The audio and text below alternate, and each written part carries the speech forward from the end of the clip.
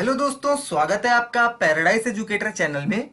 हम हैं वो जो देते हैं आपको कंटेंट दैट मैटर्स। आज हम आपके लिए ग्रीन हाउस इफेक्ट के ऊपर वीडियो लेकर आए हैं। ये टॉपिक सब्जेक्ट एनर्जी कंजर्वेशन की यूनिट 1 बेसिक्स ऑफ एनर्जी का एक टॉपिक है। तो चलिए इस टॉपिक को शुरू करते हैं। सबसे पहले हम देखेंगे कि इस वीडियो का लर्निंग आउटकम क्या होगा, मतलब हम इस वीडियो से क्या क्या सीख पाएंगे। सबसे पहले कि what is green house effect, green house effect क्या होता है उसके बारे में सबसे पहले हम एक स्मॉल और एक ब्रीफ इंट्रोडक्शन लेंगे। उसके बाद हम सही से समझेंगे कि ग्रीन हाउस क्या होता है, क्योंकि बिना ग्रीन हाउस को समझे, और इसके बाद what are green house gases, बिना ग्रीन हाउस गैसेस को समझे, मतलब इन दोनों चीजों को समझे बिना ग्रीन हाउस इफेक्ट बेकार है। ठीक है। इसके बाद हम एक एग्जाम्पल के साथ ग्रीन हाउस इफेक्ट को समझेंगे और फिर हम समझेंगे causes of green house effect and effect of green house effect on humans, wild life और नेचर। ठीक है, तो चलिए शुरू करते हैं। सबसे पहले हम आपको एक ब्रीफ इंट्रोडक्शन देंगे ग्रीन हाउस इफेक्ट के बारे में। फिर आगे चल के हम एक एक करके अगली स्लाइडों में जो भी इंफॉर्मेशन दी है उसको समझेंगे। तो चलिए एक इंट्रोडक्शन के तौर पे ग्रीन हाउस इफेक्ट को समझते हैं कि ग्रीन हाउस इफेक्ट क्या है। Green house effect is the process by which radiations from the sun are absorbed by the green house gases. जैसे यहां तक अगर हम इस डेफिनेशन की बात करें, ठीक है, तो ये क्या कहना चाह रही है कि ग्रीन हाउस इफेक्ट एक ऐसा प्रोसेस है जिस प्रोसेस के अंदर जो सन से अर्थ की तरफ रेडिएशंस आ रही हैं, जैसे आप इस फोटो में यहां पर देख पा रहे होगे ये रेडिएशंस, ठीक है, और वहीं पे यहां पर आप देख पा रहे होगे ये वाली रेडिएशंस। ठीक है ना।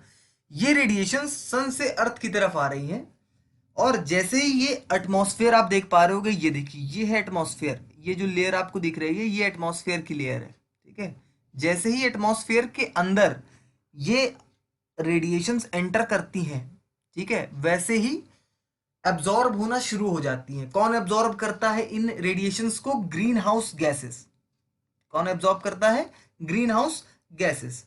And not reflected back into space. अब देखिए, जब ग्रीन हाउस गैसेस इस रेडिएशन को एब्जॉर्ब करने लगती हैं तो रेडिएशंस की इंटेंसिटी कम होने लगती है, और अगर कुछ रेडिएशंस अर्थ तक पहुंचती भी हैं तो वो रिफ्लेक्ट होकर वापस स्पेस में नहीं जा पाती। ठीक है। इससे क्या होता है कि जो एटमॉस्फेयर के अंदर की जो गैसें हैं वो हीट अप हो जाती हैं, गर्म हो जाती हैं। और जब सनसेट होता है, मतलब जब सूर्यास्त होता है, सूरज नहीं होता है, उस कंडीशन में, उस केस में, यही गैसेस जो गर्म हो चुकी थी रेडिएशन से, अर्थ को वार्म रखती हैं, गर्म रखती हैं। ठीक है। ठंडा होने से रोकती हैं, प्रिवेंट्स इट फ्रॉम फ्रीजिंग। तो यही जो प्रोसेस है, इसी प्रोसेस को ग्रीन हाउस इफेक्ट बोला जाता है। ठीक है। अब आइए आगे समझते हैं व्हाट इज ग्रीन हाउस। अब देखिए ग्रीन हाउस क्या होता है और ग्रीन हाउस गैसेस क्या होती हैं। बिना इनको समझे हम ग्रीन हाउस इफेक्ट को नहीं समझ सकते। तो सबसे पहले हम समझेंगे कि what is green house. A green house is a house made of glass. अब देखिए ग्रीन हाउस को समझाने से पहले मैं एक एग्जांपल दूं। कई मूवीज में आपने देखा होगा कि क्यूब के शेप के कांच के बॉक्स बने होते हैं, और इन बॉक्स के अंदर क्या होता है, इन बॉक्स के अंदर पौधे रखे होते हैं, पौधे बढ़ रहे होते हैं, है ना।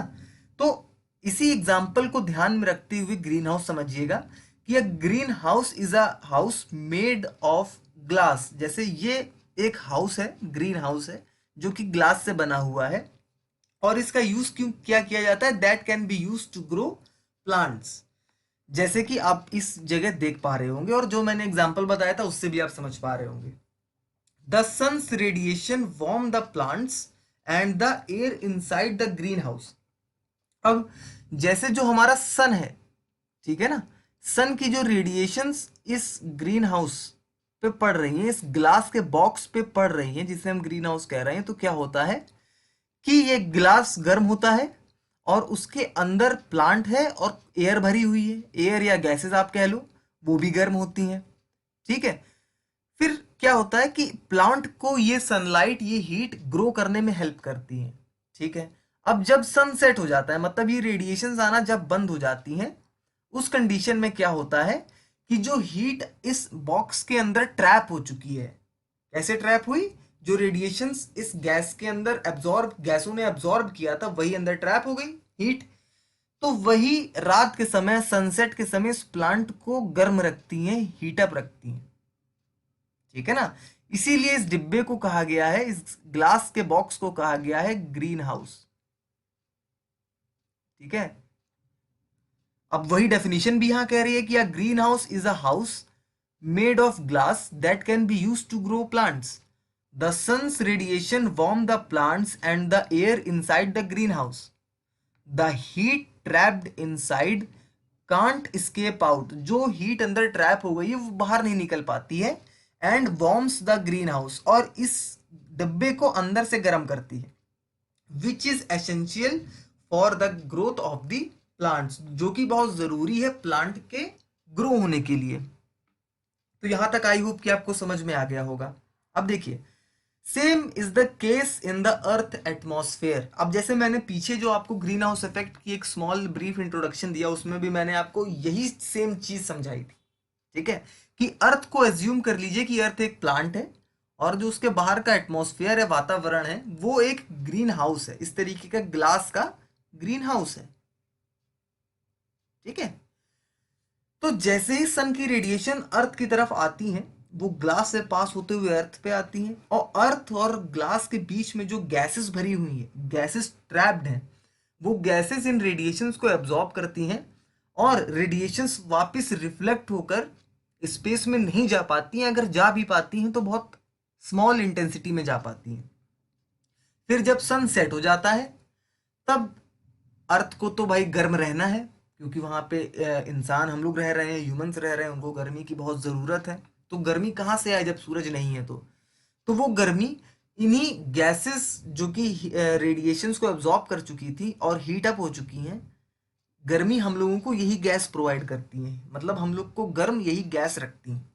ठीक है। अब देखिए, during the day the sun heat up the earth's atmosphere. दिन के समय सूरज अर्थ के एटमॉस्फेयर को गर्म कर देता है। At night when the earth cool down. रात में जब अर्थ ठंडी होने लगती है, the heat is radiated back into the atmosphere.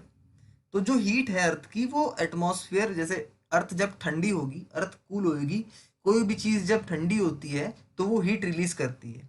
ठीक है। उसी तरीके से जब earth cools down, the heat is radiated back into the atmosphere. तो जो अर्थ की हीट है वो एटमॉस्फेयर में जाने लगती है। During this process the heat is absorbed by the green gases. अब इस प्रोसेस के दौरान जो हीट है, वो ग्रीन हाउस गैसेस जो हैं वो एब्जॉर्ब कर लेती हैं। ठीक है। This is what makes the surface of earth warmer. ठीक है। और यही ग्रीन हाउस गैसेस जो कि गर्म हो चुकी हैं, अर्थ के सरफेस को वार्म रखती हैं। That makes the survival of living been possible on earth. जिससे कि जो अर्थ पर जीवन है वो संभव हो पाता है। ठीक है। तो ये दूसरा पैराग्राफ भी आई होप आपको समझ में आ गया होगा। However, due to the increased level of greenhouse gases, the temperature of the earth has increased considerably. This has led to several drastic effects. अब देखिए क्या होता है कि ग्रीन हाउस इफेक्ट होना बहुत अच्छी बात है, क्योंकि इससे अर्थ गर्म रह रही है, इंसानी जीवन पॉसिबल है। लेकिन अब क्योंकि इतना ज़्यादा इंडस्ट्रियलाइजेशन हो चुका है, इतना डिफॉरेस्टेशन हो रहा है, इसकी वजह से क्या हो रहा है कि ग्रीन हाउस गैसेस का अमाउंट एटमॉस्फेयर में इतना ज़्यादा बढ़ चुका है कि यही ग्रीन हाउस गैसेस जब ग्रीन हाउस इफेक्ट को पॉसिबल करती हैं, तो उसका रिजल्ट क्या होता है कि ग्लोबल वार्मिंग बढ़ रही है। मतलब इतनी ज़्यादा amount of green house gases हो गई एटमॉस्फेयर में कि बहुत ज़्यादा ग्रीन हाउस इफेक्ट हो रहा है, और इस बहुत ज़्यादा ग्रीन हाउस इफेक्ट की वजह से ग्लोबल वार्मिंग हो रही है। ठीक है। तो ये एक डिसएडवांटेज है ग्रीन हाउस इफेक्ट का। ठीक।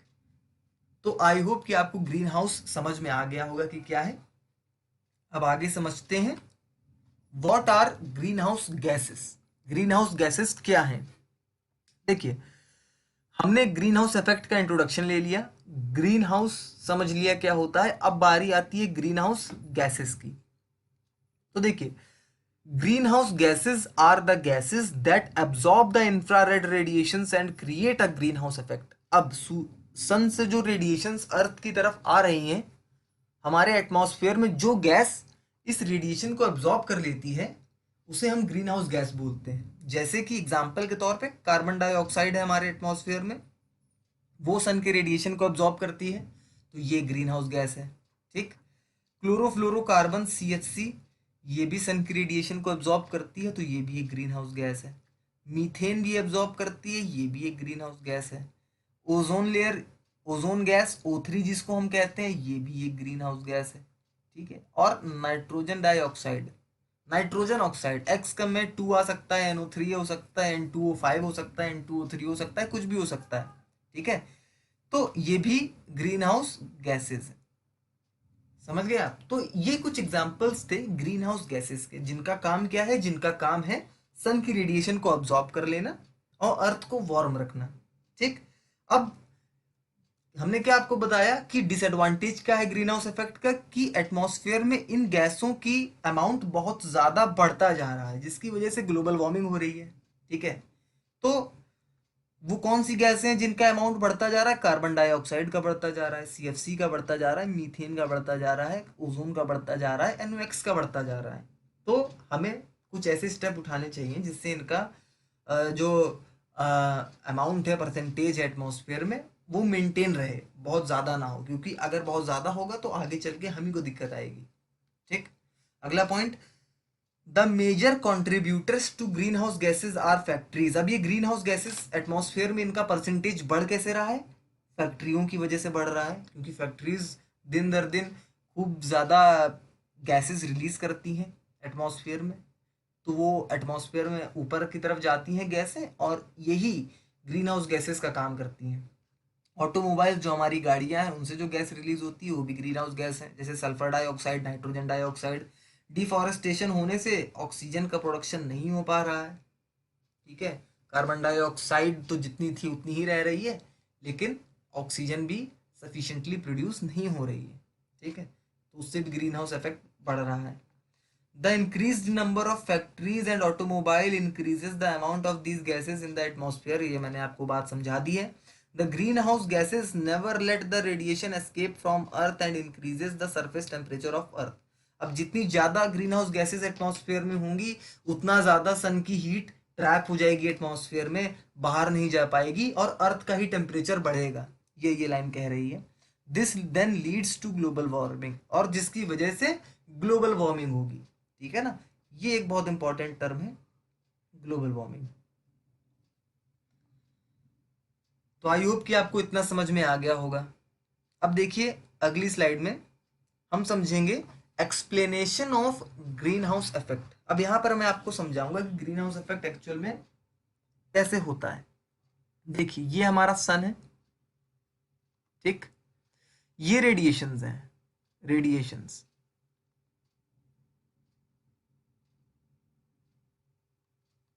ठीक है। ये हमारा एटमॉस्फेयर है, ये एटमॉस्फेयर की अपर लेयर है। ठीक है। और आपको यहां पे ग्रीन हाउस गैसेस दिख रही होंगी, जैसे कि कार्बन डाइऑक्साइड, वाटर वेपर भी ग्रीन हाउस गैस के अंदर कंसिडर किया जाता है, CH4, ओजोन लेयर, और अदर ग्रीन हाउस गैसेस जैसे कि CH4 हो गया है, चलिए फिर से लिख देता हूं, CFCNOX। ठीक है ना? ये भी कुछ ग्रीन हाउस गैसेस है। ये है हमारी अर्थ।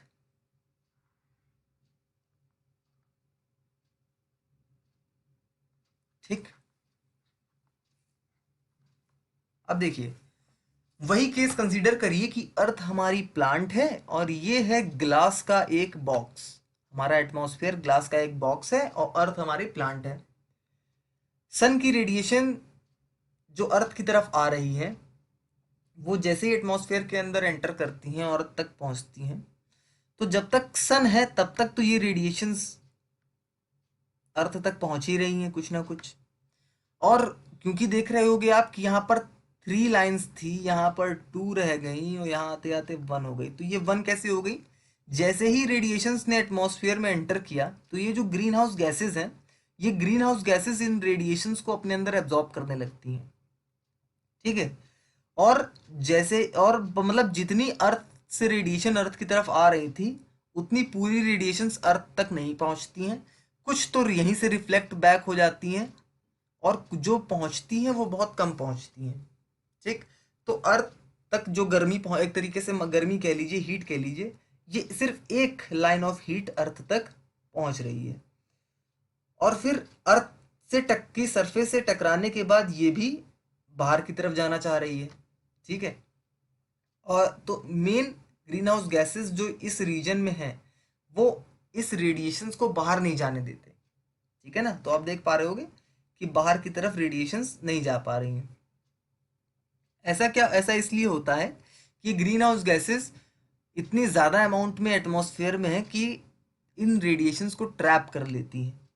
ठीक। और जब सनसेट होता है, मतलब सूर्यास्त का जब समय होता है, तब अर्थ को हीट की ज़रूरत होती है, और सन तो है नहीं कि हीट अर्थ को मिले। तो ये जो ग्रीन हाउस गैसेज हैं जिन्होंने ये रेडिएशंस को ट्रैप कर लिया है, वो ये रेडिएशंस की वजह से ही अर्थ को वार्म रख पाती हैं। ठीक है। आई होप समझ गए होंगे आप। और क्योंकि आज के टाइम पे हमारे एटमॉस्फेयर में ग्रीन हाउस गैसेस इतनी ज़्यादा हो चुकी हैं कि अब तो कंडीशन ग्लोबल वार्मिंग की आने लग गई है। मतलब इतनी ज़्यादा हीट हमारे एटमॉस्फेयर में है कि वो हीट अर्थ पे ग्लोबल वार्मिंग कर रही है। ठीक। अब देखिए, फिर से दूसरे एग्जांपल से मैं आपको समझाता हूँ कि ग्रीन हाउस इफेक्ट क्या होता है। यहाँ भी सेम ही कंडीशन है। ये सन है, ये रेडिएशन सन से अर्थ की तरफ आ रही हैं। ये हमारा एटमॉस्फेयर आप देख पा रहे होगे, और ये हमारी अर्थ है। ठीक। तो आप देख रहे होगे कि जैसे ही रेडिएशन एटमॉस्फेयर के अंदर एंटर करती है, तो यहाँ पे एब्जॉर्ब होना शुरू हो जाती है इस जगह पे। ठीक है। इस जगह पे उनका एब्जॉर्प्शन शुरू हो जाता है। रुकिएगा एक सेकेंड।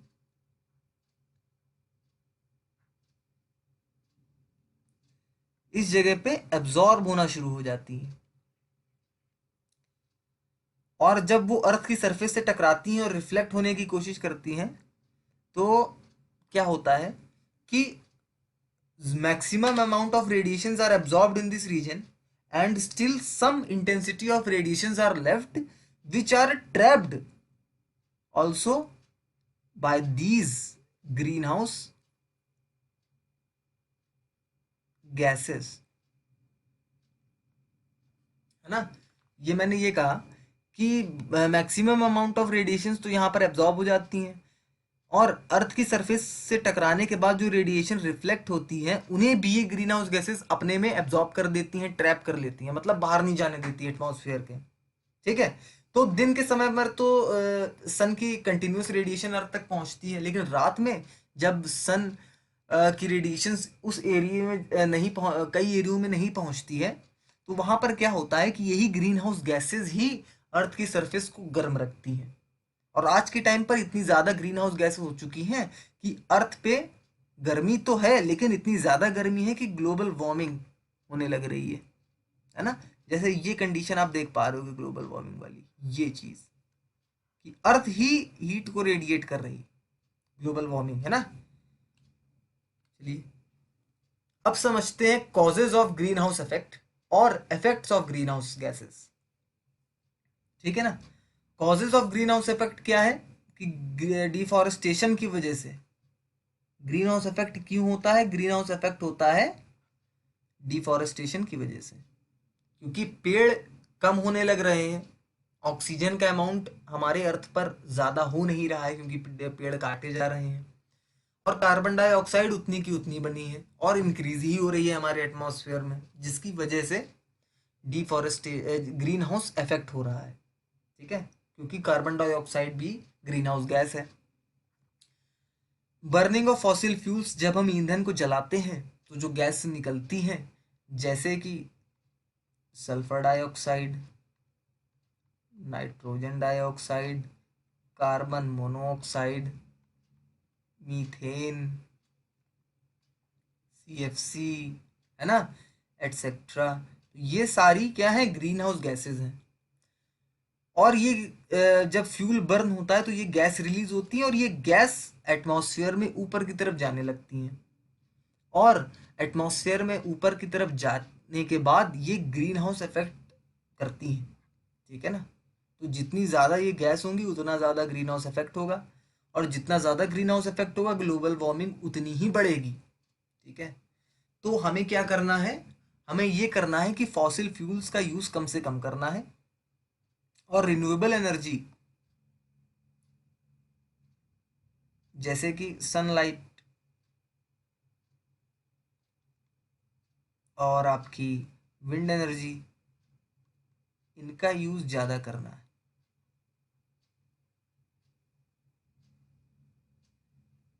ठीक है ना। अब इंडस्ट्रियल वेस्ट भी ग्रीन हाउस इफेक्ट करता है। तो ये 3 कॉजेस थे ग्रीन हाउस इफेक्ट के। अब हम पढ़ रहे हैं कि ग्रीन हाउस गैसेस के हमारे ऊपर क्या क्या इफेक्ट पड़ते हैं। जैसे कि ग्लोबल वार्मिंग, जितनी ज़्यादा ग्रीन हाउस गैसेस होंगी उतना ज़्यादा ग्रीन हाउस इफेक्ट होगा, और जितना ज़्यादा ग्रीन हाउस इफेक्ट होगा उतना ज़्यादा ग्लोबल वार्मिंग होगी। ओजोन लेयर का डिप्लीशन होगा। जो हमारे एटमॉस्फेयर में ओजोन लेयर है, ये गैसें क्या करती हैं, ये जो गैस है ये डिप्लीट कर देती हैं ओजोन लेयर को, मतलब ओजोन लेयर में होल्स पैदा करने लग जाती हैं। ठीक है। एयर पॉल्यूशन हो जितना ज़्यादा होगा उतनी, मतलब जितनी ज़्यादा ग्रीन हाउस गैसेज हमारे एटमॉस्फेयर में उतना एयर पॉल्यूशन है। सीधी सी बात है कि ये जो गैसेज हैं जो आप देख पा रहे होगे, ये गैसेस ही तो एयर को पॉल्यूट करती हैं। तो एयर पॉल्यूट हो रही है तो ग्रीन हाउस इफेक्ट भी बढ़ रहा है। ठीक है ना। तो ये थी हमारी आज की वीडियो ग्रीन हाउस इफेक्ट के ऊपर। आई होप कि आपको समझ में आ गया होगा कि क्या होता है ग्रीन हाउस इफेक्ट, उसके कॉजेज और effects of green house gases क्या होती है। साथ ही साथ मैंने 2 इंपॉर्टेंट चीज़ आपको और पढ़ाई थी कि ग्रीन हाउस क्या होता है और ग्रीन हाउस गैसेस क्या होती हैं। ठीक है। अगर वीडियो आपको अच्छी लगी हो तो लाइक और शेयर करिएगा। अगर आप चैनल पर नए हो तो चैनल को सब्सक्राइब कर दीजिएगा। अगली वीडियो जल्द आएगी, तब तक के लिए जय हिंद, जय भारत।